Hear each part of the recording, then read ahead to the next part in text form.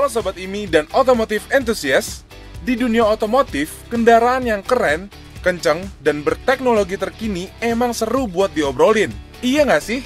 Tapi jangan lupain juga guys, tentang siapa yang mengendarai, merawat, dan membuat kendaraan itu. Nah, kali ini ada kabar besar yang pastinya bikin kita bangga banget.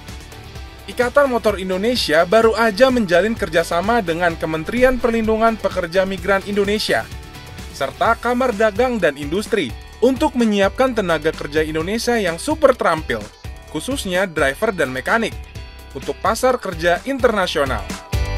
Indonesia bakal kirim banyak driver dan mekanik berbakat untuk mengisi posisi-posisi penting di industri otomotif dunia, dari Jepang, Eropa, hingga Timur Tengah. Penempatan pekerja terampil, sementara target kita ke Jepang dan sektor jabatan kerjanya driver atau mekanik.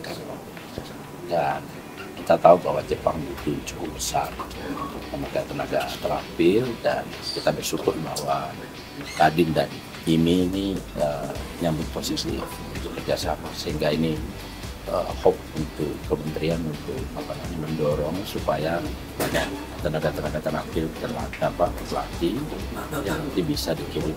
Salah satu sumbernya dari IMI sendiri. Selama ini kan mereka belum pernah masuk wilayah ini, baru pertama ini. Tapi tujuannya sebenarnya bukan pada bisnis, ini membantu penyerapan tenaga kerja masyarakat. Kita tahu bahwa angkatan kerja kita besar kan, 153,3 juta, sementara Jepang aging. Nah, ini saya kira peluang, sehingga sektor-sektor swasta kayak IMI, kayak Kadin, dan banyak lagi itu harus diajak bareng, nggak bisa kita jalan sendiri. Yang kita bicarakan ini adalah bagaimana membangun ekosistem pelatihan yang terintegrasi. Kami sebutnya biasanya migrant center. Jadi di situ pusat, di situ skillnya dilatih, di situ bahasanya, sertifikasinya di situ, informasi soal matching, job matchingnya di situ, kemudian juga kurikulumnya itu misalnya soft skillnya di situ. Jadi, gimana sih mekanik dan driver Indonesia bisa siap go internasional? Buat urusan ini, IMI nggak main-main guys. Dengan menyiapkan pelatihan intensif yang nggak cuma keterampilan teknis, tapi juga adaptasi budaya dan kualitas berstandar internasional.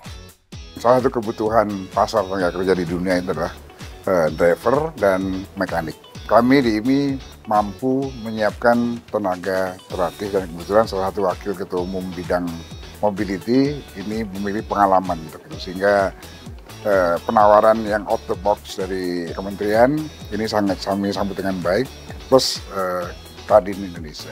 Nah, sebagai proyek contoh nanti akan kita siapkan, yang kita targetkan di Oktober nanti adalah di Lebak, Banten. Kita akan bangun BLT-nya, kita akan bangun proses pelatihannya, termasuk juga kita akan memasukkan mobil yang setir kiri untuk pelatihan.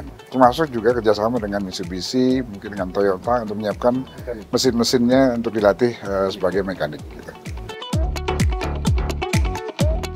Kami biasanya di IMI ini hanya mengurusi soal sport, olahraga, ya, atlet, kemudian pariwisata, bansos, komunitas. Nah, sekarang ada tantangan baru dari kementerian untuk membantu pemerintah, membantu rakyat kita menyiapkan lapangan pekerjaan yang makin hari makin menurun, lapangan pekerjaan yang ada di kita karena situasi ekonomi global.